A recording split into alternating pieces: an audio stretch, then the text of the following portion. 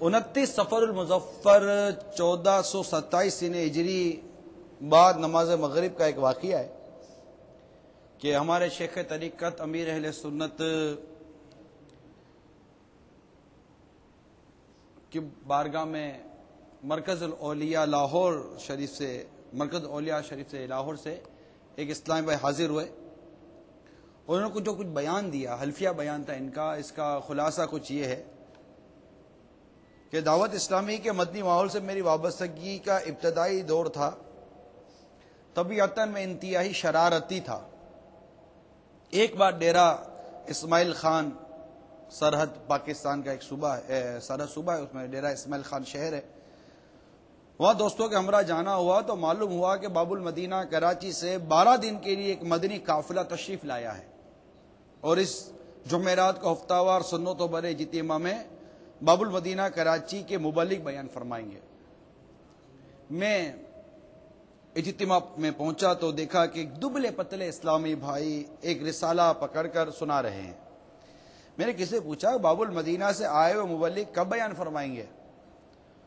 تو اس نے بتایا کہ جو بیان فرما رہے ہیں وہ باب المدینہ ہی کے مبلغ ہیں. یہ سن کر میں نے شرارت کے انداز میں کہا یہ کیسے مولانا ہے جو دیکھ کر بیان کر رہے ہیں؟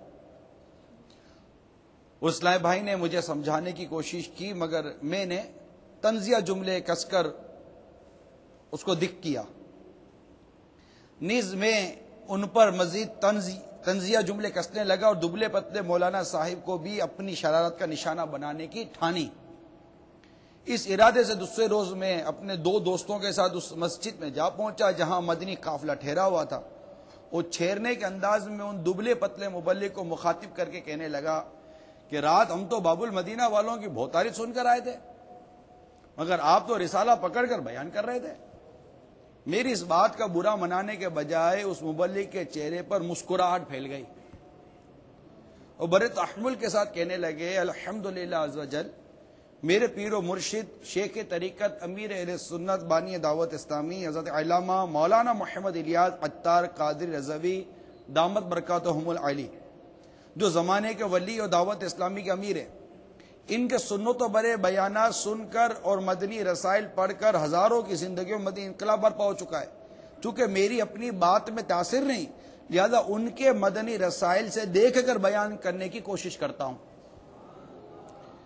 ان مبلغ کے پرخلوص الفاظ تاثیر کا تیر بن کر ہم تینوں دوستوں کے جگر میں پیوست ہو گئے اور ہمارے دل کی دنیا زیر و زبر ہو گئی، اور شرارت کے لیے اٹھے ہوئے سر ان خوش اخلاق مبلغ کی عظمت کے سامنے ندامت سے جھک گئے. پھر انہوں نے ہمیں اچھی اچھی نیتیں کروائیں اور ہم دعوت اسلامی کے ہو کر رہ گئے.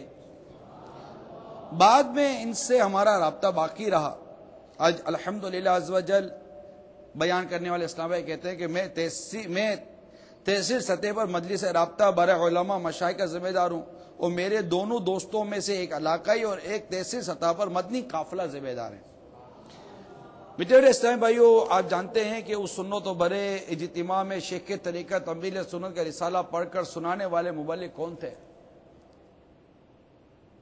وہ کوئی اور نہیں، مفتی دعوت اسلامی،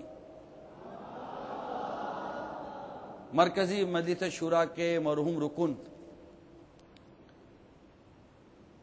الحاج الحافظ القاری المفتی حضرت علامہ مولانا محمد فاروق عطاری رحمت اللہ تعالی علیہ خود تھے.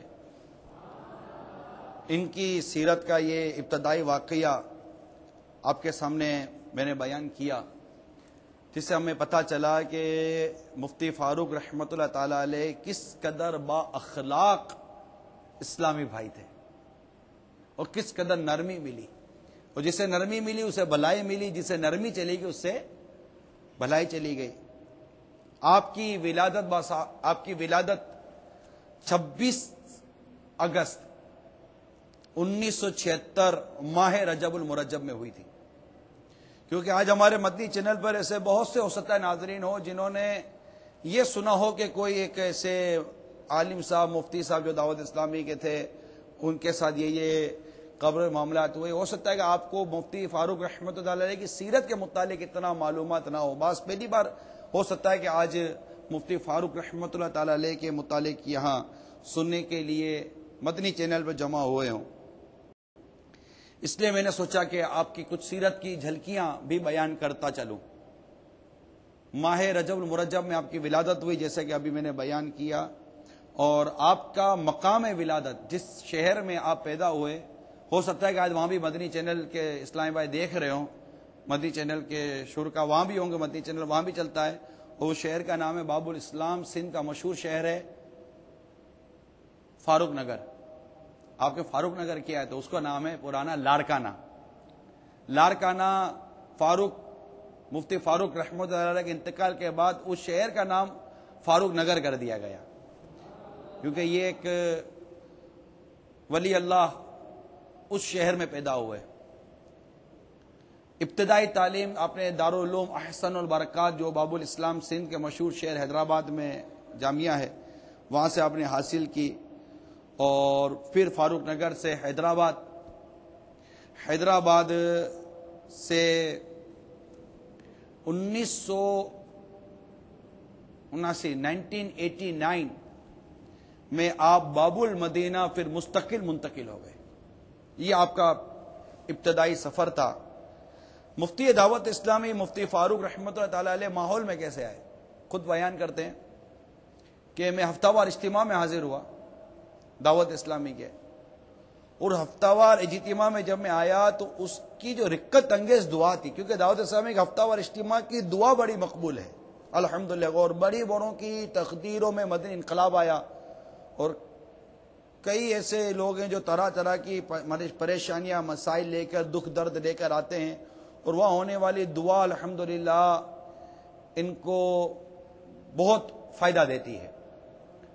یہی وہ دعا رکت انگیز دعا ہے جو مفتی دعوت اسلامی مفتی محمد فاروق عطاری رحمۃ اللہ تعالی علیہ کی دعوت اسلامی کے ماحول میں آنے کا سبب بنا، کہ وہ دعا ان کو خود فرماتے تھے کہ مجھے دعا اتنی پسند آئی اور دعا میں ایسا دل لگا کہ اس دن کے بعد میں دعوت اسلامی کا ہو گیا۔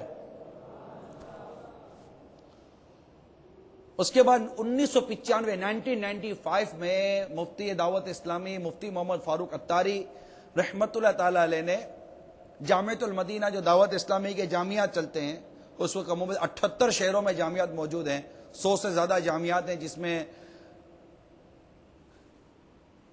کم و بیش 6000 کے آس پاس اسلامی بھائی عالم بن رہے ہیں۔ وہ جامعۃ المدینہ میں 1995 میں مفتی محمد فاروق رحمۃ اللہ تعالی علیہ نے داخلہ لے لیا۔ ان کے ساتھی طلباء جو تھے وہ بتاتے ہیں کہ ایسے تھے مفتی فاروق رحمۃ اللہ تعالی علیہ کے جب پڑھائی کے دوران وقفہ ہوتا، اور اس وقفے کے دوران اسلامی بھائی جو طلباء ہوتے تھے چائے وغیرہ کھانے پینے کے لیے چلے جاتے، مگر مفتی فاروق رحمۃ اللہ تعالی علیہ اس وقت کھانے پینے چائے پینے کے لیے نہیں جاتے تھے، قرآن پاک کی تلاوت کے لیے چلے جاتے تھے۔ کسی نے ان سے پوچھا کہ حضور اس کی کیا وجہ ہے، تو فرمایا کہ میں روز 1 منزل قرآن پڑھتا ہوں۔ اس وقت تمام طالب العلم کی بات ہے کہ میں روزانہ 1 منزل قرآن پڑھتا ہوں، اور قرآن کی جیسے کہ آپ کے علم میں 7 منزل ہیں، تو گویا کہ اس وقت سے مفتی فاروق رحمۃ اللہ تعالی علیہ 1 ہفتے میں پورا قرآن ختم کرنے کا ان کا معمول تھا۔ کتنا آپ بھی تو غالباً اس وقت جامعہ میں تھے۔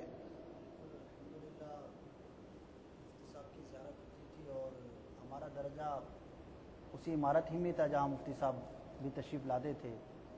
یہ مقیم نہیں تھے، گھر سے تشریف لاتے تھے روزانہ، اور پھر پڑھنے کے بعد چلے جاتے تھے۔ تو حفظ کا جیسا آپ نے تذکرہ کیا، تو چونکہ درس نظامی کی جب درجہ ہوتا ہے، کلاس ہوتی ہے، تو اس میں آیات قرآنیہ کا بار بار تذکرہ ہوتا ہے، استدلال کے طور پر آتی ہیں، تو یوں گفتگو ہوتی ہے۔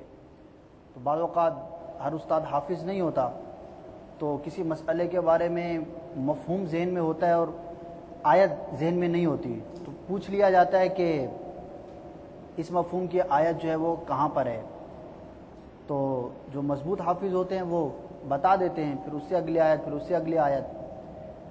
تو حفاظ میں ایک بات یہ ہے کہ آیت یاد کرنے کے بعد اول تو یہ کہ موضوع کے مطابق آیت کا بر وقت یاد آ